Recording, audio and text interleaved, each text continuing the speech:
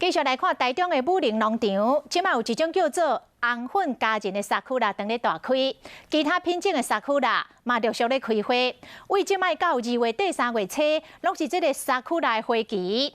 武陵农场即卖每一暝拢开放3点半钟，要予游客来看夜莺。游客伫樱花树脚底散步。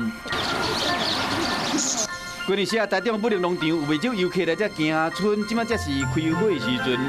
无共种的樱花，有无共展出的美感。真的很漂亮，很适合打卡拍照。你是收樱花，暗时嘛会使收樱花。即摆到2月底3月初，拢是樱花花期。武陵农场逐暝开放3点半钟，予过暝的人去赏夜莺。